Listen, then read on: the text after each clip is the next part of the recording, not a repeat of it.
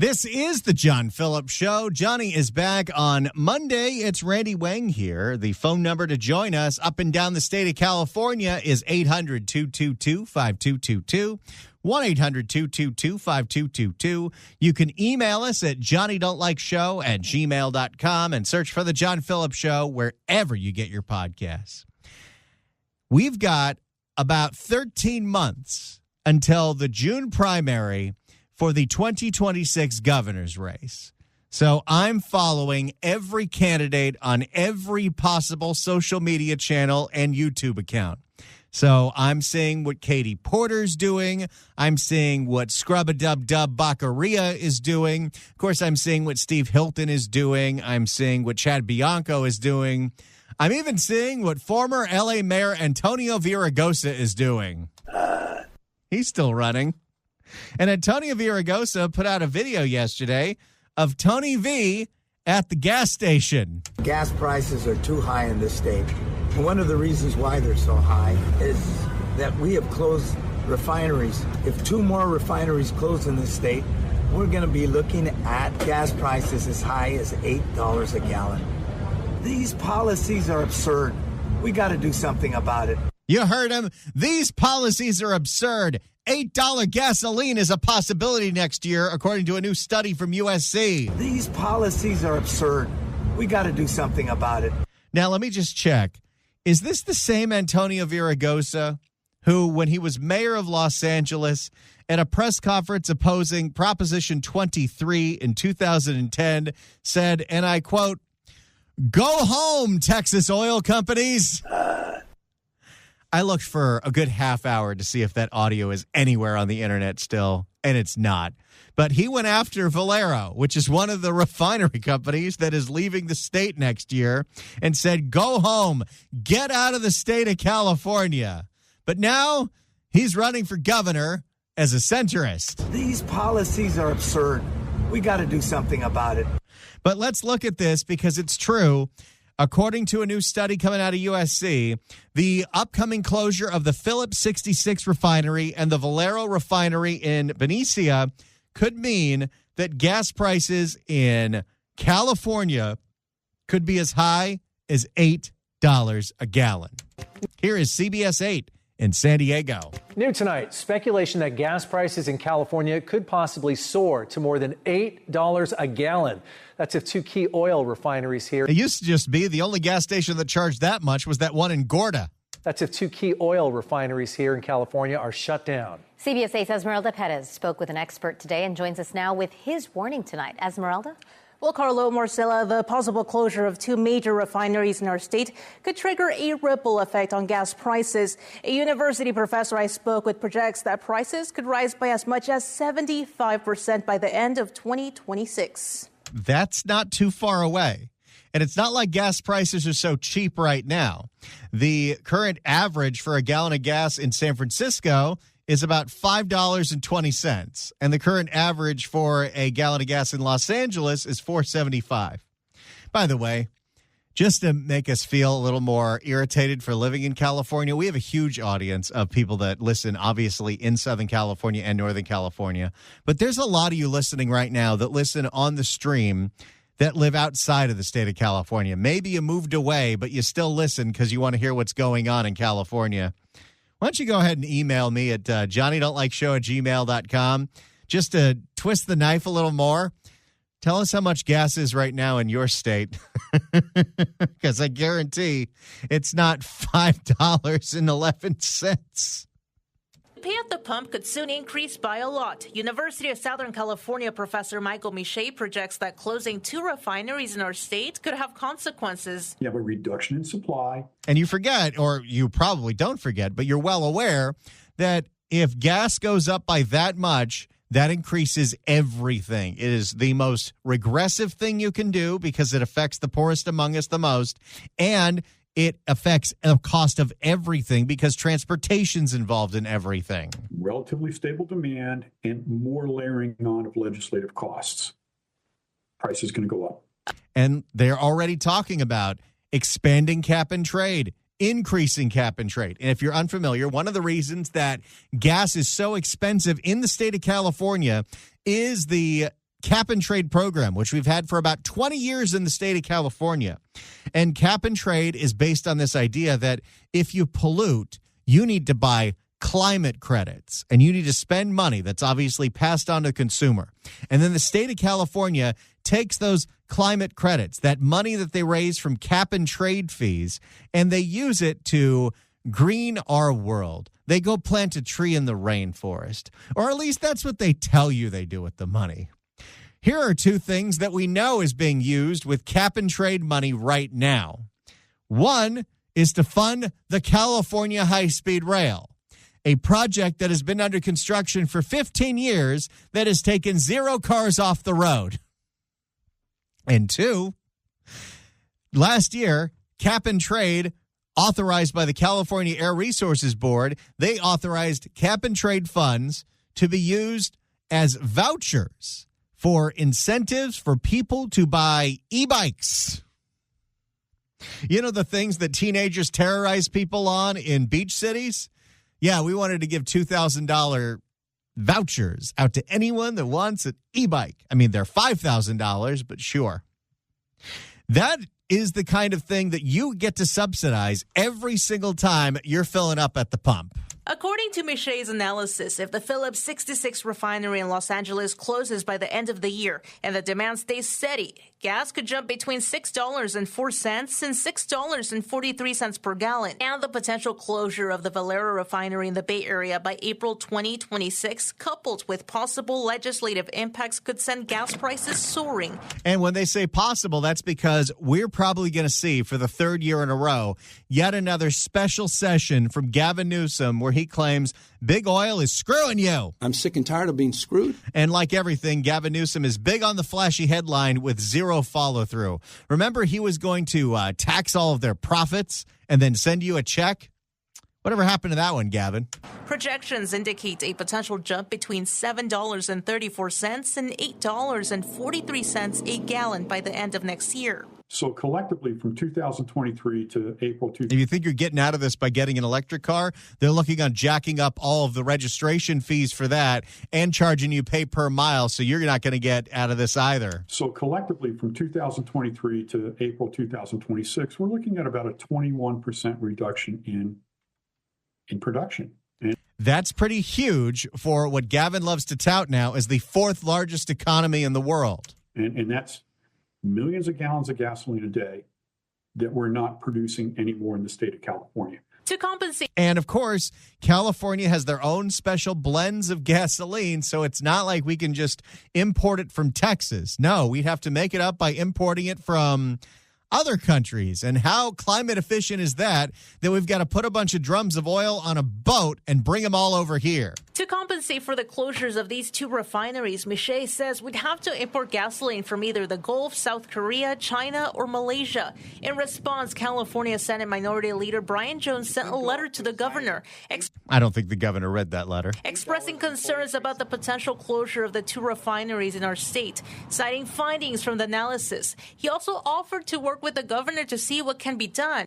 But Gavin's not going to do anything serious about this. He plays boogeyman with this. He doesn't take the issue seriously, and he's still doubling down with we're going to get rid of gas-powered cars by 2035, even though now there's a fight at the federal government level with that, because you are encouraging a lot of disinvestment, which is why we're seeing the refineries close.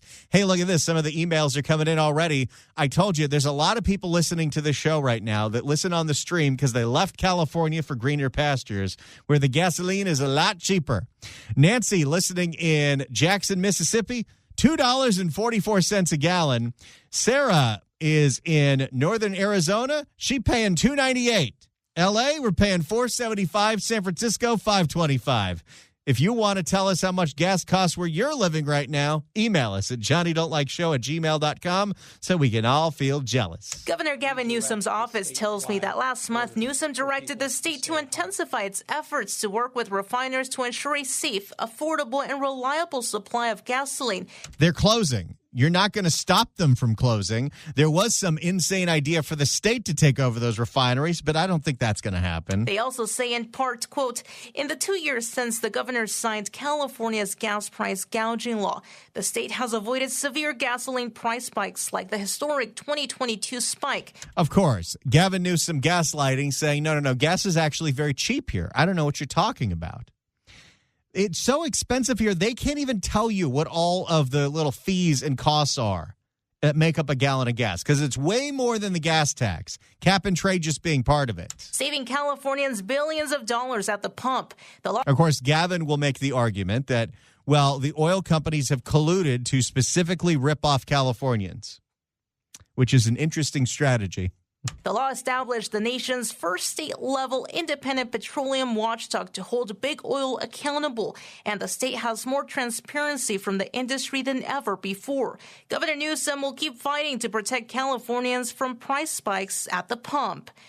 Gasoline has only gotten more expensive under Gavin Newsom, and we'll see if that gets any better with whoever's running for governor next. Meantime, Senator Jones says there are several possible things that can be done. Lots of things that the governor can do, CEQA exemptions, other environmental reviews, tax breaks, and working with the federal government on this as well. Yeah, Gavin's not going to do any of that. Now, we'll, of course, be on top of the potential impacts that these closures can bring to your wallet. Now, to view the analysis, visit the online version of this story at cbs8.com. Esmeralda, you hear $7 to $8 a gallon. Those are alarming numbers.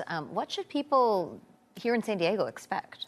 Well, I spoke with Senator Jones about the local impact, and he emphasized that already struggling San Diegans can't afford this added financial strain. He noted that... it adds the cost to everything. This will hyper push inflation next year. He noted that this will mean an additional $200 to $250 per month on gas for some people. Now, besides a significant surge in gas prices could create a trickle-down effect, potentially making other essential goods and services even more expensive as well. So is the state acting with urgency on this? Are they doing everything they can to convince those refineries to not close?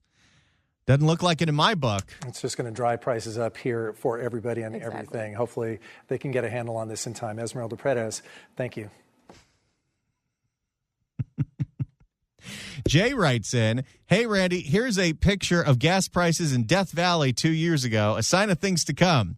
It's a picture of a remote gas station where it's $8.25. Yes, in the cities, it costs a little different than in some of the more remote areas. That's why you always see Gorda touted as one of the places where gas is just unbelievably more expensive. But there you go. 2 refineries closing, and according to a study from USC, that could increase gas prices by up to $2 to $3 to $4 a gallon in the next 2 years. Antonio Villaraigosa, has he found God on this subject? Has he completely realized that his position before was nonsense? Or is he just trying to find the lane to put himself in? Unfortunately, you cannot believe anything that politicians say or what they truly believe in. Who knows what he truly believed in when 15 years ago he told Valero to get out of the state? But this is what he's saying today. Gas prices are too high in this state. And one of the reasons why they're so high is that we have closed refineries. If 2 more refineries close in this state, we're going to be looking at gas prices as high as $8 a gallon. These policies are absurd. We got to do something about it. But these policies were put forth by people that vote like Antonio Villaraigosa. 800-222-5222 is the telephone number. Let's go to Dave, listening in beautiful Huntington Beach. Dave, hello. Hey, Randy, love the show. I listen every day. I'm a rideshare driver, so I'm listening all 3 hours every day. Why doesn't someone ever confront the governor and ask him about his asinine excuse of, well, why would they rip us off only in California? No one ever confronts him. Even the Republican Party. I could do a better job debating than the idiots we have running, except for maybe Steve Hilton. It is a very interesting question. I'll say he has been asked this question by reporters from time to time, and he completely obfuscates and say, no, that you're just buying into their BS and starts saying that they're screwing you, they're screwing you, they're screwing you. But he doesn't have any information to back that up, because if they were going to collude to rip off everyone in California, why wouldn't they do that everywhere else? It's completely, and then now they want to try to mandate electric vehicles that most people can't afford to buy, and it's just insanity. I can't even believe that Californians have not woken up. I'm convinced they've been stealing elections. I mean, that's why they're fighting voter ID so hard. It just doesn't make any sense. Maybe when Trump steps off the scene and people will get rid of their Trump derangement syndrome, they'll be able to see through that the policies aren't working. Maybe that's what it is. I don't understand it, though. Well, every 2 years, every 4 years, we've got elections, and we can convince people that the road we've been going down doesn't make a whole lot of sense because things are definitely not better under the last 6.5 years of Gavin Newsom. Maybe it's time for a change, or maybe it's time to double down, but we'll try to make the case here. Dave, thanks so much for the call, buddy. Appreciate it. 800-222-5222 is the telephone number. 1-800-222-5222. Oh, boy, here we go. Coach from Napa went to Indianapolis last weekend, $2.99 a gallon. 800-222-KABC. Bob and Arizona, $2.77 at Arco. If you'd like to email us, you could do so at johnnydon'tlikeshow@gmail.com. Demi is listening from Greeley, Colorado. Gas is $2.43. Scott writes in, last weekend I went to Fort Mojave, Arizona. When you exit the 40 Easton Needles, gas is $6 a gallon. When you go half a mile over to Arizona, gas is $3 a gallon. Vince writes in and says the refineries are closing because of that insane lawsuit that Bonta filed that gas companies are responsible for climate change. Newsom is going down in California history as the worst governor ever, but to be fair, the governor with the best hair. And just remember, it can get a whole lot worse. The B team that's running this year, that's running for 2026, it's not looking great. Hey, let's go to 800-222-5222. John in the Bay Area. John, hello.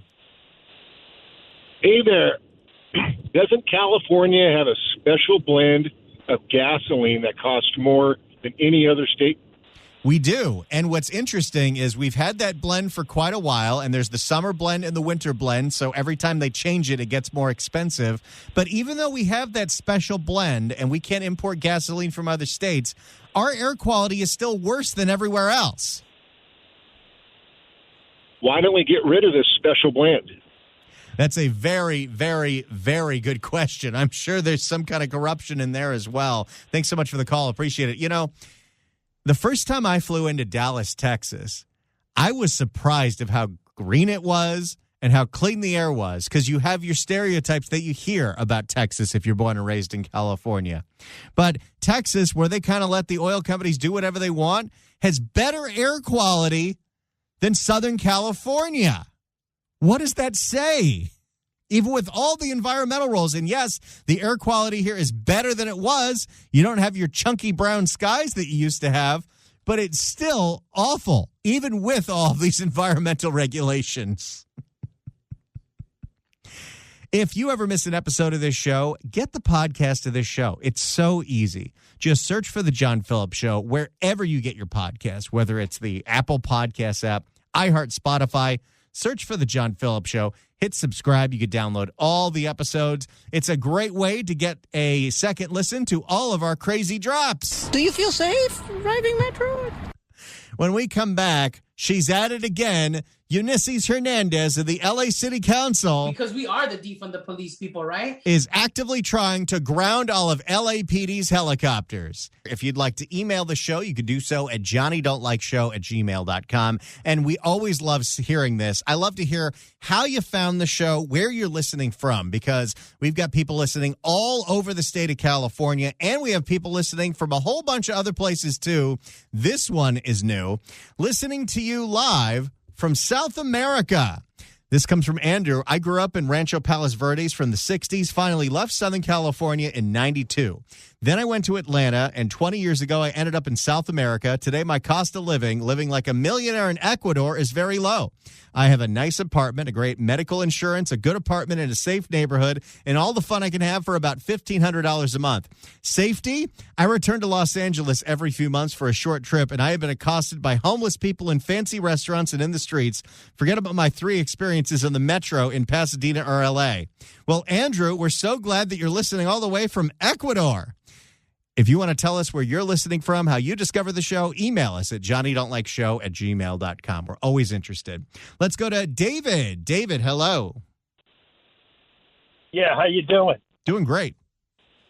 The reason I'm calling is Steve Hilton needs to get moving if he wants to run for governor and start talking to these unfortunate lunatics now to see what's really going on. The cost of eggs here in California is still $9 and $10, and the cost of gas is approaching $5+ right now. And if Steve Hilton wants to be the next governor, he needs to explain to us what he's planning on doing.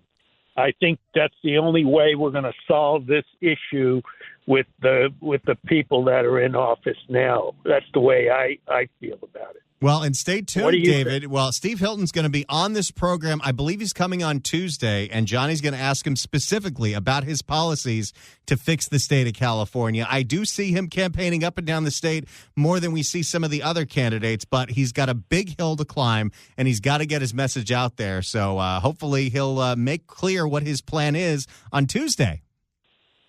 Well, that's going to be a rough road for these people here in California that's living high on the hog and don't worry about anyone else.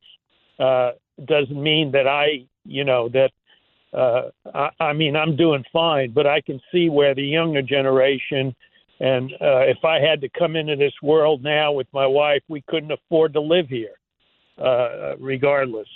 So I think if Steve Hilton explains and pushes what Trump pushed for a long time, even when he was out of office, I think things will get better and people will wake up to what's going on.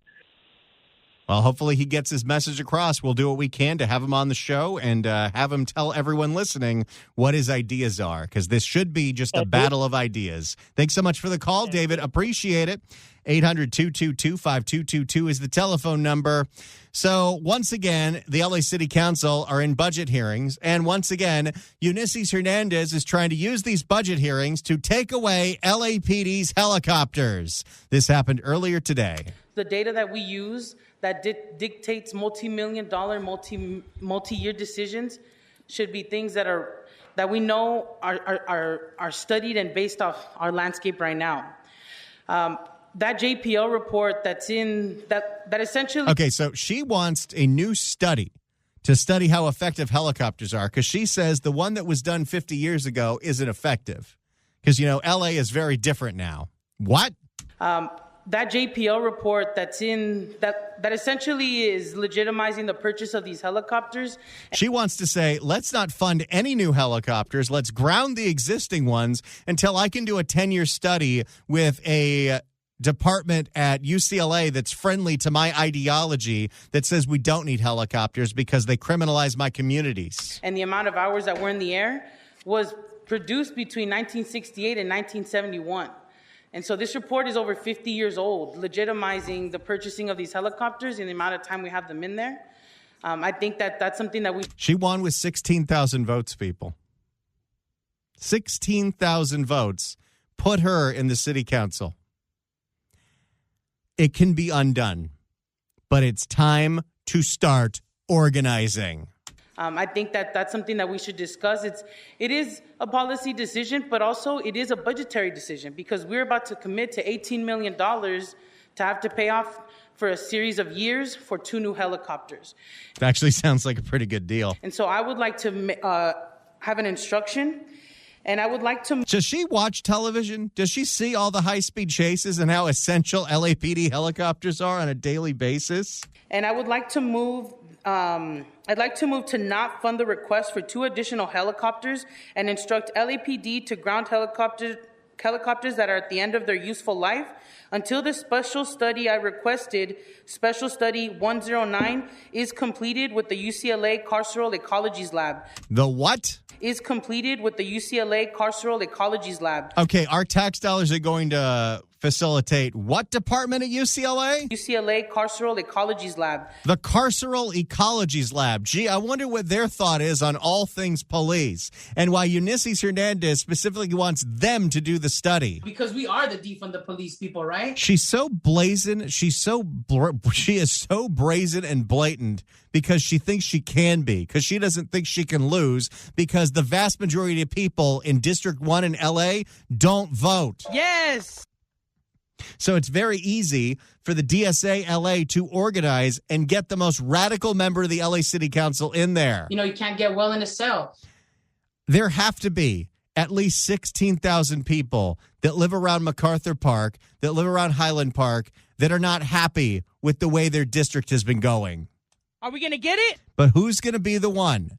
Maybe you're listening right now. Maybe you had breakfast at Langer's and you're sick of all the crime out there.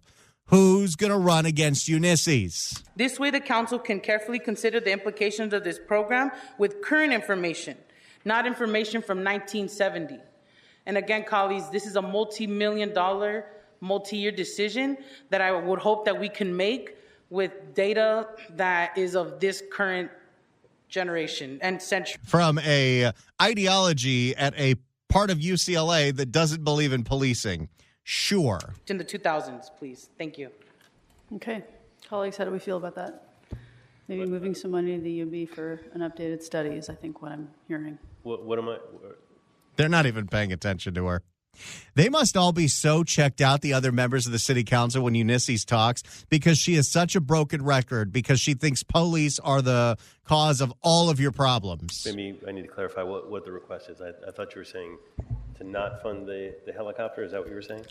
Yes, my ask is that we do not fund the $18 million request for the 2 new helicopters until the special study I requested, which is for them to conduct an analysis of the efficacies of this. And until we get those results, then we can fund it. But at this time, we should not be funding these helicopters. If you don't know the origin story of Ulysses Hernandez, she told it once on a podcast. She actually grew up thinking that she was going to go to school to study criminal justice and then go to a police academy and be a police officer. But then a whole bunch of her family and friends got arrested for being drug dealers, and so she switched sides. And if there are some at the end of their life, then we should consider grounding them. So there isn't liability, but also this study will help us understand how long they should be in the air, how many we should have. New York has about 8 helicopters, and they are much bigger than we are. Oh, you want to start comparing us to New York? Don't you worry. Jim McDonnell has got something to say about that. He's at this hearing. And and population-wise, we're about to add helicopter 17, 18 to our fleet. And we're much smaller population-wise. And so there's a lot of things that I think we need to consider. But again, this multi-million-dollar, multi-year decision should be based on data and on a study that's more recent than 1971. Okay. Jim McDonnell, can you please set the record straight here? I'd like to hear the chief. Yeah, I'd like to hear what the chief has to say. There's Bob Blumenfeld and Katie Yaroslavsky. They're so happy that Jim McDonnell is in the room, so they don't have to be the ones to tell Ulysses that she's insane. I'd like to hear the chief. Yeah, I'd like to hear what the chief has to say in response. Thank you, Council Member. In comparing us to New York, they have about 4 times the police officers we do for about half the geography. Mm-hmm. So to compare us with them is apples and oranges. You're damn right. NYPD has, 30,000 officers? We have about 8,000, and we are much larger when it comes to geography. The way the city is built with the skyscrapers, it doesn't lend itself to the use of helicopters the way Los Angeles does, which is spread out over 465 square miles. With the officer to per capita ratio we have to do it without helicopters, we would need a whole lot more police officers on the ground to be as effective as we are today. There would be a fun trade-off. Okay, Ulysses, we'll get rid of the helicopters, but we have to, and this is just a hypothetical because there's no way we would ever be able to do this, but double the size of LAPD. Well, Ulysses ain't going like that. Because we are the defund the police people, right? You got to get her out. I cannot do 4 more years of her. So whether the study is dated, the concepts are still the same. Thank you, Chairwoman. May I add also that a part of the information that we received in these letters gave us the amount of arrests that have been made based off of our helicopters flying. And I want to point out that For every 40 hours, we accomplished one arrest based off the way that we deploy our helicopter system. Noted. I think this is getting into policy decisions around public safety that I worry we don't have the capacity in this body to. Yeah, this is a budget process. This is specifically talking about what they're able to fund with the budget shortfall. But Ulysses politicizes everything to her ideology. And I cannot believe that in the city of 4 million people, that the vast majority of them agree with her ideology. In fact, the vast majority of them do not vote. But if you do not vote, you leave all of the power to the very well-organized, very radical force that is the DSA LA, because there's not that many people who believe in this nonsense. You can't get well in a cell. But they all vote. To manage, I do think that we can go through the normal process of asking the department to do a study and look into this. Should we get rid of all the helicopters? Because Ulysses doesn't like them. 800-222-5222 is the telephone number. 1-800-222-5222. 800-222-5222 is the telephone number. You can email us at johnnydon'tlikeshow@gmail.com and search for The John Phillips Show wherever you get your podcast. I have to personally stay an extra 3 minutes after the show to make sure the 2 o'clock hour goes up. So the least you could do is hit subscribe. That's right. I'm going to start guilting you. No, I don't really care, but it's nice if you subscribe. You download the show. Hey, look at this. San Jose has a shopping cart problem. Apparently, people steal a lot of shopping carts in San Jose, and the city is tired of spending time, money, and resources to dig them out of ravines. For more, here's ABC 7 in the Bay Area. San Jose has a shopping cart problem, and the city is rolling out a new pilot program to try to solve it. ABC 7 News reporter Lauren Martinez explains the effort meant to send abandoned shopping carts back where they belong. You would imagine that in 2025, every shopping cart would have wheel locks, because I know the Trader Joe's that I shop at in the San Fernando Valley, some of the wheel locks are still on when I'm trying to use them in the store. And sometimes I park at this one parking space that's like the not crowded parking space, and it's just outside of the range of where exactly the shopping cart goes to. But who's stealing all these shopping carts? Oh, I mean, we know who's stealing them, but what are we going to do about it? Abandoned shopping carts in San Jose cost the city time and money. This month, the city is rolling out new programs to address the issue. Large retailers with over 76 carts will now be required to invest in one of 3 prevention plans. Yeah, you leave these things out there. They keep getting stolen. You're going to have to figure out a way to stop this because we're busy. Our officers are getting stabbed by homeless people with machetes. That could be locking mechanisms. It could be a deposit system where you put money in a cart and get it back when you return it. It could be paying. That's very Soviet. Here, the shopping cart's got a quarter slot in it. Who carries quarters? Be a deposit system where you put money in a cart and get it back when you return it. It could be paying for fast, cost-effective retrieval services. If they are stolen, it could frankly be better security out in the parking lot. We spoke to a few shoppers about these theft prevention measures. For me personally, I don't really carry change, or I don't really have, so if you had to put a quarter in or something, it would be hard for me. Apparently, some of the stores that already do this quarter thing, they'll give you a quarter if you ask for one, but that just makes me feel icky. To do that all the time, and I've already experienced a wheel lock, so I know you can only go a certain distance to be able to use it, but I understand why they need to do it. I think it just will reduce the junk. Other than that, I think it'll be great. This shopping cart is from TJ Maxx and Home Goods. Oh, boy. Secondhand clothes and secondhand stuff for your house. About half a mile down from where we're standing. Now, at the state level, Senator Dave Cortese's bill to reduce shopping cart litter passed through a Senate committee on Wednesday. Under this bill, cities would be able to return abandoned shopping carts directly to retailers instead of impounding them. Wait, there's an impound for shopping carts? Oh, what does that look like? The city would also be able to bill retailers for retrieving them, something the California Grocers Association is concerned about. If someone stole your laptop, and the police recover, and then you go to the police station to pick that up after the fact, and you get hit with a bill for the police officer's time, and certainly that would probably not even make it worthwhile to get the laptop back, right? But this isn't like they broke into your car to steal the laptop. This is you left your laptop just out in the middle of the street with no security. Right. So, that's a little bit of how it feels for the grocers where, it's our property. Before officials roll out a cart retrieval service citywide, there will be a pilot program in 2 abandoned cart hotspots. The first area includes downtown. The second includes South San Jose. The pilot program will run from May to July before it's evaluated by City Council in September. In San Jose, Lauren Martinez, ABC 7 News. So if you're thinking of stealing a shopping cart, maybe don't do it in parts of San Jose. Who steals shopping? Well, we know who steals shopping carts. Why do we allow that? Thank you all so much for listening. That's going to be it today. If you missed any part of the show, go download the podcast. You can find out what this was about. Do you feel safe driving Metro?